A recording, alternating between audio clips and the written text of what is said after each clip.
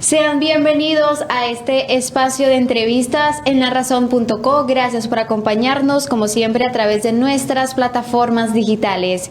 Hoy, desde Montería, la capital cordobesa, en nuestras instalaciones, nos acompañan invitados muy especiales. Se trata de la senadora Paola Holguín y del representante de la Cámara, Juan Espinal. Bienvenidos a larazón.co. ¿Cómo están? Hola, ¿cómo estás? Un saludo a Luz, a Luis, un placer estar en estas instalaciones que no conocíamos y están espectaculares, y un saludo enorme para todas las personas que nos ven y nos escuchan a esta hora. Representante, bienvenido también, ¿cómo está? Luz, muchas gracias. A Luis, un saludo muy especial a todos los habitantes de Montería y de Córdoba que nos siguen en este momento, y me sumo a las felicitaciones de la senadora. Qué instalaciones tan bonitas, muchas gracias por la invitación. Hombre, muchas gracias por aceptar la invitación a este espacio.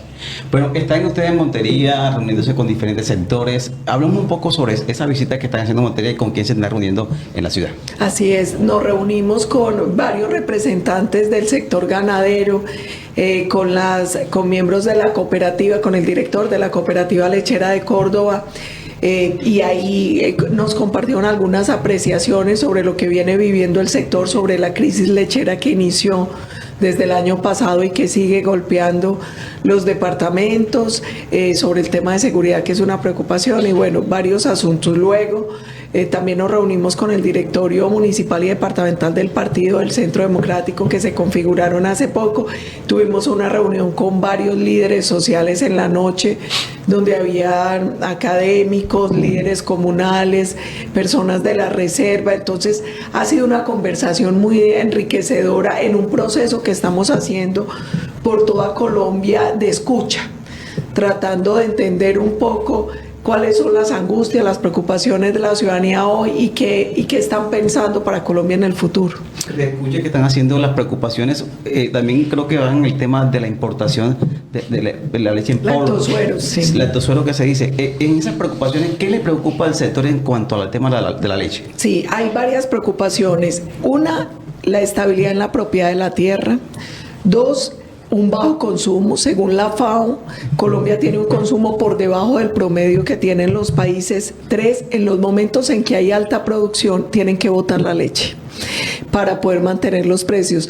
Lo que ellos nos dicen es que es importante innovar, usar tecnología para poder pulverizar leche y para poder tener otros derivados de la leche. La cooperativa lechera de Córdoba ya tiene casi 50 productos derivados de la leche.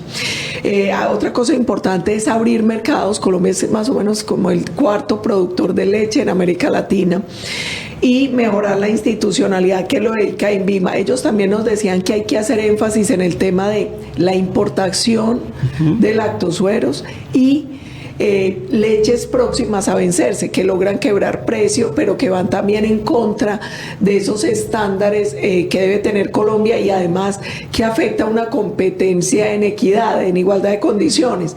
Ahí también hay unas formas de contrabando técnico, entonces hace falta control. También nos hablaron de acceso a crédito blando y vías, que ese es un problema no solo del sector lechero, claro, del sector ganadero, todos los sectores tienen el mismo problema: crédito blando, vías, mercados. O sea, hay unos temas que terminan siendo comunes y a los que tenemos que poner cuidado, y en muchos sectores, no solo en este sector. Si nosotros no logramos un mayor control sobre unos contrabandos camuflados o sobre unos mecanismos de competencia desleal, terminamos afectando a los productores locales, los productores nuestros. Y otra cosa es cómo vamos a fomentar el consumo de leche, porque está pasando una cosa, y es que se ha generado como una especie de temor en el consumo de leche, que es muy importante por el valor que tiene como proteína, sobre todo en niños y adultos. Entonces ahí tenemos que hacer también campañas de sensibilización, como en su momento lo hizo el sector de carne de cerdo o el sector de huevo. Hay que hacerlo con la leche. Muchas inquietudes, pero como uno dice, las preocupaciones también hay que decirlo. Bueno, este es un sector que ha crecido mucho bajo la modalidad de cooperativas y que se ha logrado ir tecnificando, y eso también hay que resaltarlo. Y un punto extra: así como en el café nosotros tenemos cafés especiales que son café de origen o que tienen ciertas características, la leche nuestra también tiene una condición muy especial que se valora en otros países, y es que nuestro ganado es mucho de hato. Y eso debería ser un sello de calidad. Y otra es, se está estudiando el nivel de capacidad de absorción por el organismo de la leche, y eso también marca unos estándares diferentes, y a partir de eso nosotros también tendríamos que buscar un diferencial de leches especiales. ¿Cuál es la propuesta que tienen o qué han hecho ustedes como Centro Democrático para llamar la atención para la seguridad en este sector? Nosotros tenemos un problema muy grande, y es que hemos citado a muchos debates de control político al ministro de Defensa, y él no parece querer reevaluar la política del gobierno. Hoy la política de seguridad del gobierno Petro está basado en la seguridad, en el proyecto de seguridad humana y de paz total. ¿Qué problema estamos teniendo?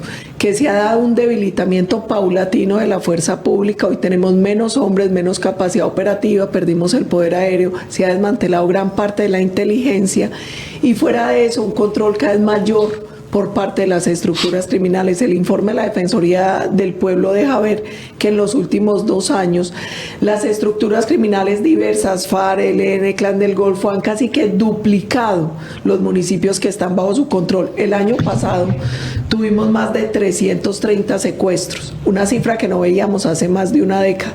Como bien lo señaló usted, doctor Luis, nosotros, según informe del propio Ministerio de Defensa, en estos 2 años la extorsión ha crecido un 27%.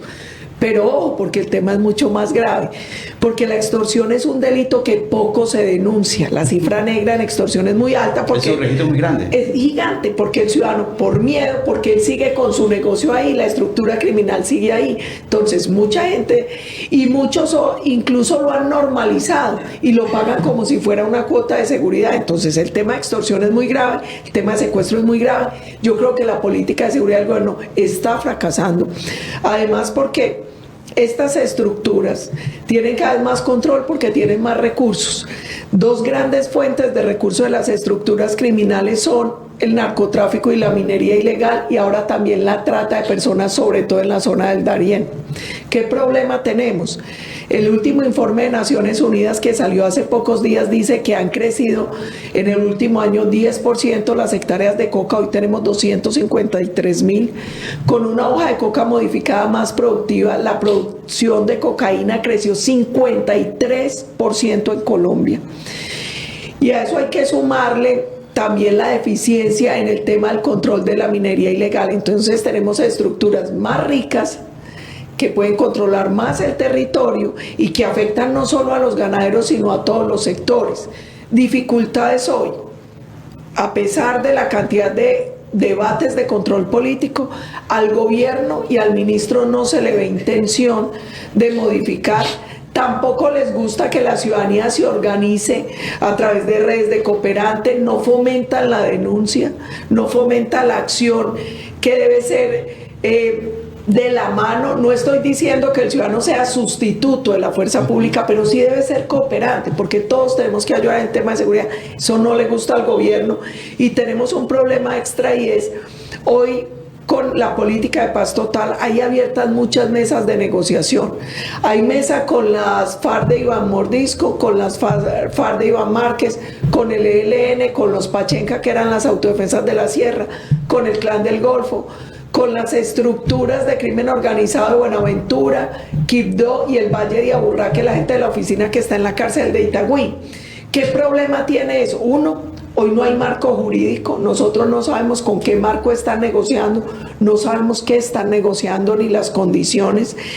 Se han provocado unos ceses bilaterales, y eso lo que ha hecho es paralizar la fuerza pública, porque la acción de los bandidos no se ha paralizado, y eso genera también como una zozobra y una incapacidad de acción por parte de los soldados y policías. Entonces, la verdad es que el tema es bastante complejo, y uno no siente que haya una voluntad por parte del gobierno para redireccionar. Senadora, usted ahorita decía algo, y es un tema de que se han crecido los cultivos, pero este gobierno también ha hablado y dice que las incautaciones en este gobierno han sido las mayores.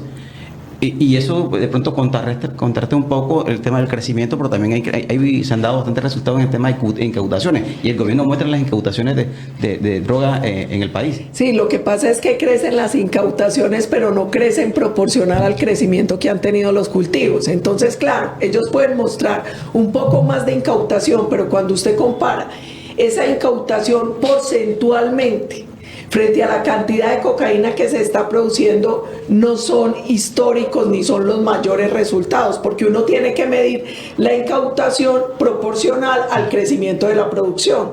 Y cuando la producción crece el 53%, la incautación no ha crecido 53%. Y ojo, que es que la política contra el narcotráfico tiene que ser integral. Usted no puede hacer lo que dice el gobierno que ha hecho y es solo me dedico a incautación, porque uno tiene que combatir toda la cadena, el cultivo, los precursores, el tráfico, la distribución, pero también el lavado de activos, porque finalmente el narcotráfico es una empresa criminal y funciona como funcionan las empresas.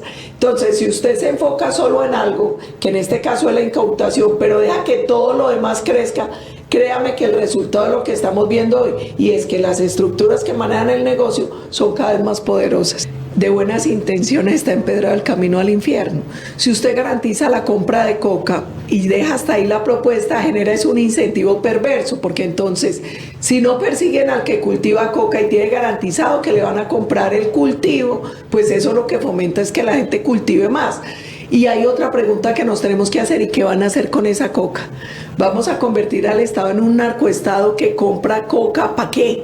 ¿Y con plata de dónde? Porque nos tienen amenazados con una nueva reforma tributaria porque no hay plata, pero siempre ofrecen comprar y pagar un montón de cosas y uno dice, pero la plata ¿de dónde va a salir? Porque ¿cuánto vale comprar el cultivo de coca? Y vuelvo y digo, si usted hasta ahí la propuesta se convierte en un incentivo perverso para que sigan creciendo los cultivos. Luz. Sí, sin duda, un tema que sigue siendo de mucho debate y sigue estando sobre la mesa todas estas propuestas que se vienen debatiendo. Y a propósito también de esa, usted mencionaba esa reforma tributaria, también hablemos de reformas que en este momento también están sobre el Congreso. Recientemente se aprobó en el Senado la reforma del Sistema General de Participaciones. Sabemos que el Centro Democrático, pues en su mayoría, dio un respaldo a la propuesta, pero con unas condiciones. Sí. Hablemos cuáles fueron esas condiciones bajo las cuales se permitió ese avance de la reforma.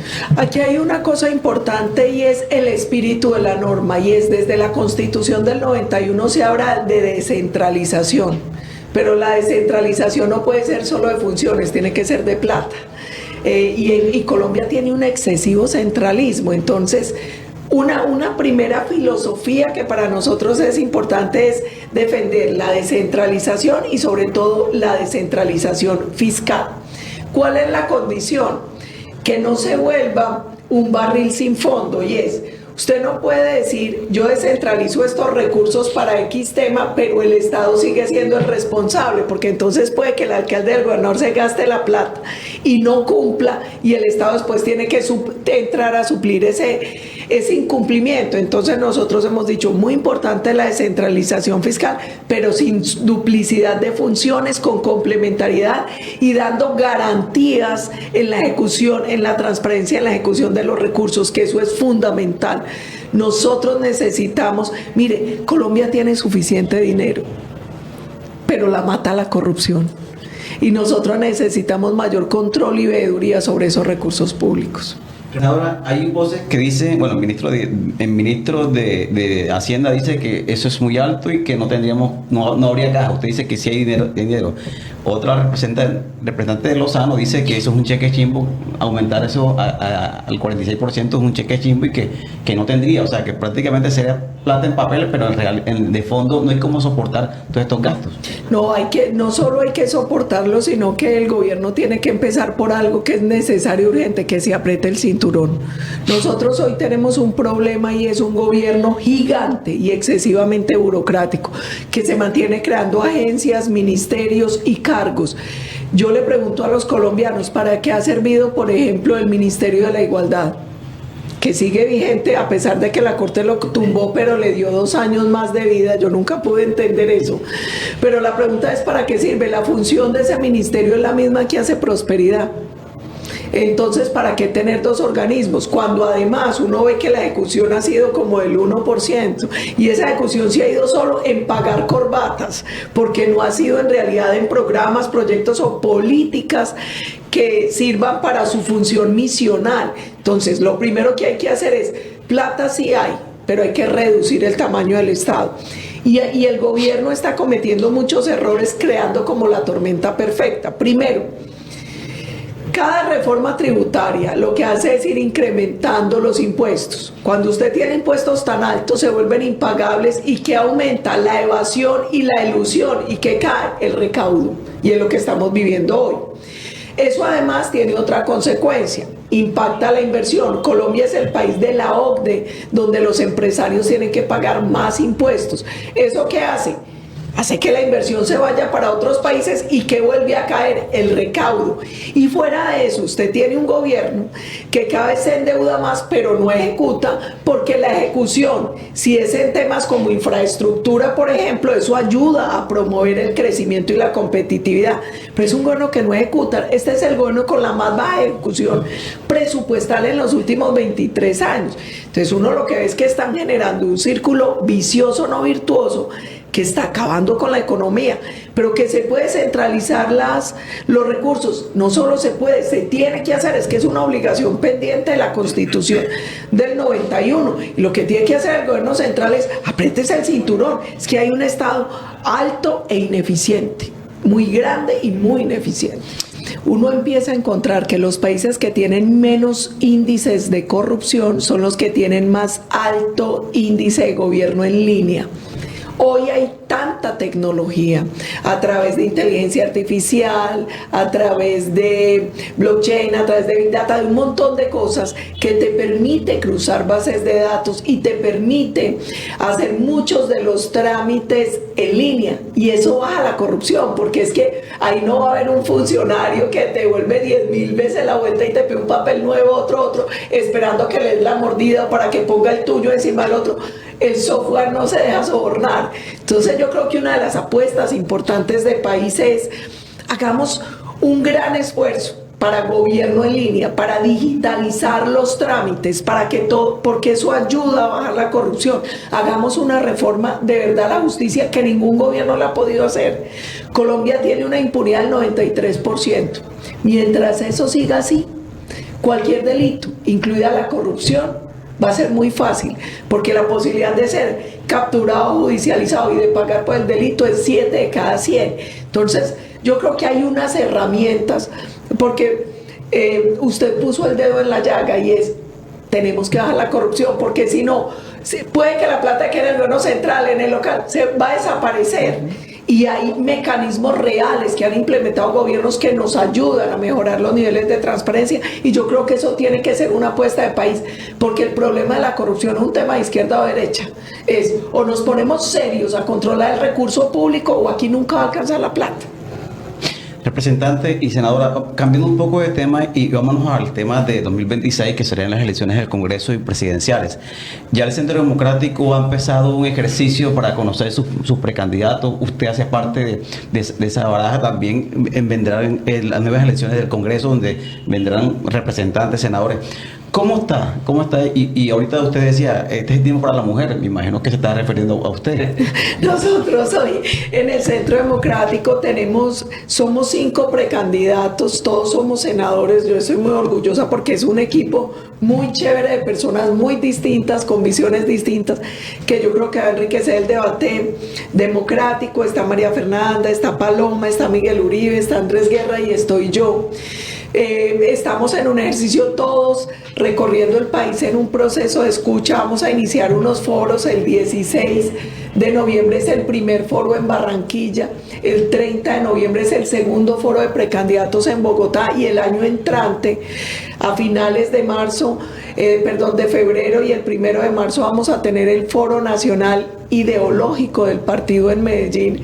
Entonces, 1, estamos haciendo un esfuerzo. 2, estamos buscando generar una coalición mucho más amplia, que ojalá pueda ir a una consulta interpartidista en marzo, cuando hay elección a Congreso.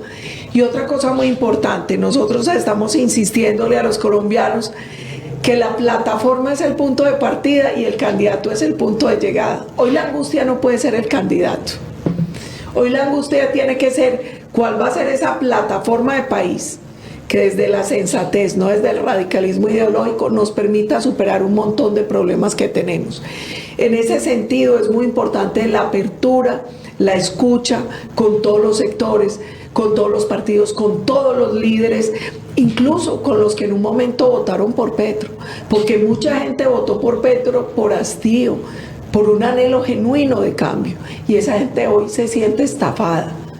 Y a ellos hay que escucharlos porque ellos también tienen una propuesta y un anhelo de país. Entonces hoy el llamado que le estamos haciendo a todos es: abramos la conversación, que sea lo más amplia posible y que nos permita tener esa plataforma de país, porque María Corina lo demostró en Venezuela.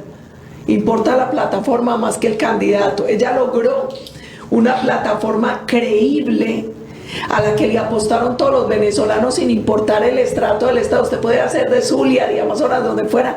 Creyó en esa plataforma que demuestra que se puede rescatar Venezuela. Y con el llamado a la reunificación familiar, todos salieron y votaron arriesgando incluso la vida. Y ella ni siquiera era la candidata, ni Corina Lloris, terminó siendo Edmundo, pero es que el candidato no importaba, porque la gente votó la plataforma y nosotros queremos que en Colombia pase lo mismo. ¿Esta conversación que está proponiendo sería interpartidista?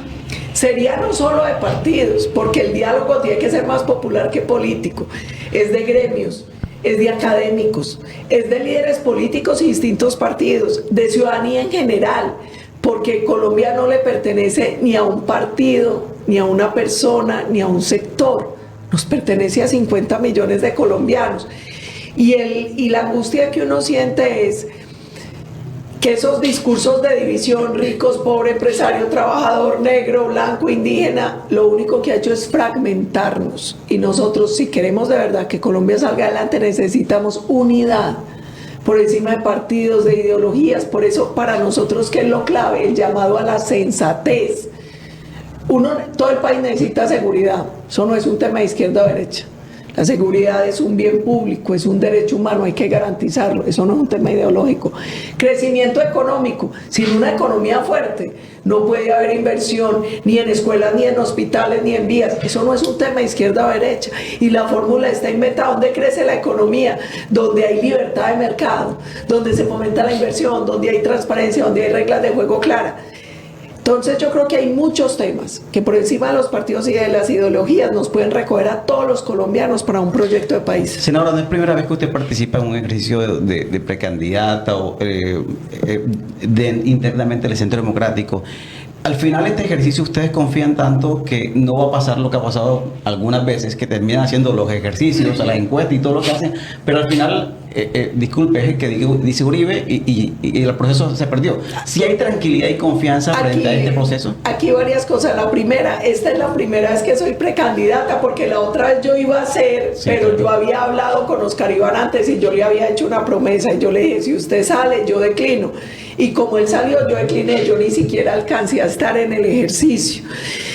Y frente a esto, yo creo que nosotros necesitamos madurez política, porque los procesos internos nunca los ha definido Uribe, siempre los definen los propios precandidatos. En la primera, yo me acuerdo que estaban Holmes, Pacho Santos, Oscar Iván, y ellos resolvieron que se definía en una convención. Y así fue. Quedó de candidato Oscar Iván, él ganó en la primera vuelta, Santos nos derrotó en la segunda. Después fue a través de encuesta. Esas encuestas, en los porcentajes, las encuestadoras y los auditores las definieron los propios precandidatos. Uno no entiende por qué después salen a deslegitimar el resultado cuando ellos mismos tomaron todas las decisiones. Esa la ganó Iván Duque. Y yo creo que fue tan acertada la encuesta que fue el presidente. Y en esta otra, nosotros tuvimos una muy mala experiencia, y es que el partido nuestro está en un muy mal momento. Y yo voy a usar un término muy feo, pero muy paisa, nos mamaron mucho gallo y finalmente ni siquiera nos dejaron participar en la interpartidista y terminó retirándose Oscar Iván. Entonces yo creo que nosotros tenemos que tener la madurez política primero para entender que esto no es un proyecto personal, que aquí todos tienen que dar sus vanidades, sus deseos, porque aquí lo más importante es Colombia. Que ojalá en esa coalición salga ganador el del Centro Democrático, pero si no sale, no importa, porque hoy lo que tiene que haber es unidad pensando en país, no pensando en partido, no pensando en proyecto personal. Y yo siento que es que obviamente los procesos internos siempre van a ser difíciles, casi siempre el que pierde queda aburrido, pero uno tiene que tener madurez política para respetar las reglas de juego, y si gana bien y si pierde pues también bien. Durante la pandemia se analizó qué países habían manejado mejor la crisis. 7 de los 10 países que estaban en el primer lugar eran gobernados por mujeres, a pesar de que para ese momento muy pocas mujeres eran presidentes o primeras ministras. Cuando empezaron a analizar por qué, se dieron cuenta que las mujeres tienen gran capacidad ejecutiva, que son muy empáticas, que pueden hacer varias tareas a la vez, que tienen una gran capacidad comunicacional. Es decir, que las mujeres tienen una serie de valores que en momentos de crisis pueden terminar siendo clave para superar las situaciones. Entonces yo creo que ese es un elemento que juega a favor. 2, lo que decía el representante Juan, por primera vez en las encuestas, el 70% de los colombianos dice yo votaría por una mujer para presidente. Y 3, yo siento que lo que está pasando con María Corina en Venezuela, con Giorgia Meloni en Italia, con Isabel Ayuso en España, empieza a mandar unas señales de unos liderazgos femeninos muy fuertes a nivel global, y Colombia no es ajena a eso. Aquí en todos los sectores políticos hay mujeres muy valiosas, y yo también siento que esta va a ser una coyuntura muy interesante políticamente, y que no sería lejano pensar que el próximo presidente en Colombia sea mujer. Bueno, representante de Senado, muchas gracias por aceptar la invitación a este espacio. Bienvenidos. Muchas gracias, doctor Luis, muchas gracias, doctora Luz, a todos los que nos ven y nos escuchan en La Razón. Y un último mensaje: esta es una coyuntura muy compleja y muy retadora, pero también tiene que ser una gran oportunidad para la unidad, para la capacidad, para que mostremos los colombianos capacidad dialógica, porque este es un país que tiene unas ventajas competitivas únicas. Y si nos ponemos de acuerdo en unos mínimos, yo estoy segura que Colombia puede terminar ocupando un lugar privilegiado en el concierto de naciones. Pongámonos de acuerdo en esos mínimos que necesitamos para poder aprovechar las potencialidades que tenemos como país.